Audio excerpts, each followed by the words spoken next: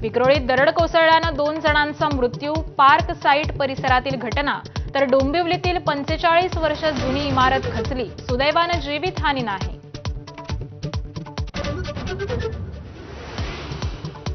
नवी मुंबईसह कोकणात तुफान पावसाचं थैमान. वाशी मार्केट परिसरात साचलं पाणी. जगबुडी नदीनं ओलांडली धोक्याची पातळी. सिंधुदुर्ग परिसरात देखील थैमान.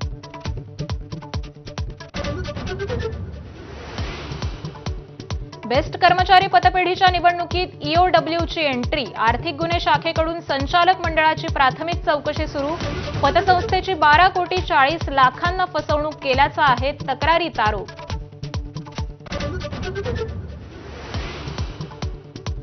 ट्रम्प आणि पुतिन यांच्यात 3 तास चर्चा होऊनही बैठक निष्फळ. मात्र युक्रेनवरील चर्चेत मोठी प्रगती झाल्याबद्दल ट्रम्प यांचा दावा. पुतिन म्हणाले, लवकरच मॉस्कोमध्ये भेटू.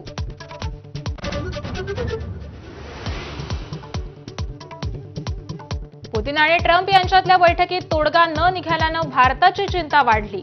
भारतीय मालावर 50% टॅरिफ कायम राहतो की काय, अशी भीती. जीएसटीचे 5 आणि 18% असे 2च स्लॅब ठेवण्याचा केंद्राचा प्रस्ताव. जीएसटीमधील सुधारणा सुरू. काल मोदींनी दिली होती माहिती. प्रस्तावावर जीएसटी काउन्सिलमध्ये गुरुवारी होणार चर्चा.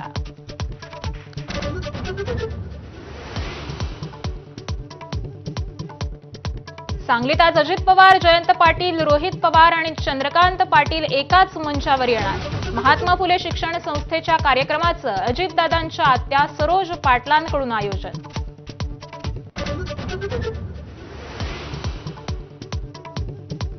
उपमुख्यमंत्री एकनाथ शिंदेंना लॉटरी लागली, मात्र ती त्यांना टिकवता आली नाही. वनमंत्री गणेश नाईकांचं मोठं वक्तव्य. लॉटरी प्रत्येकाला लागत नाही, त्यामुळे त्यांनी ती टिकवावी, असाही चिमटा.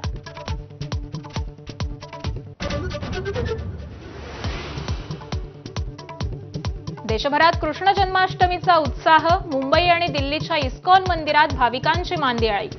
मथुरेत मध्यरात्री अभिषेक आणि आरती संपन्न.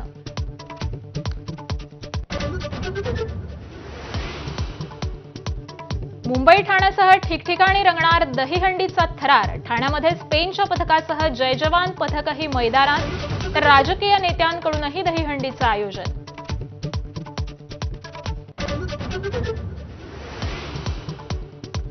जम्मू काश्मीरच्या किश्तवाडामधल्या ढगफुटीत 65 जणांचा मृत्यू. 160 लोकांना वाचवण्यात यश. बचाव कार्य युद्ध पातळीवर सुरू. पंतप्रधान मोदींनी घेतला परिस्थितीचा आढावा. सुपरस्टार रजनीकांतच्या कुली सिनेमाची रिलीजच्या पहिल्याच दिवशी 150 कोटींहून अधिकची कमाई. तर सिनेसृष्टीत 50 वर्ष पूर्ण केल्याबद्दल रजनीकांतचं पंतप्रधान मोदींकडून अभिनंदन.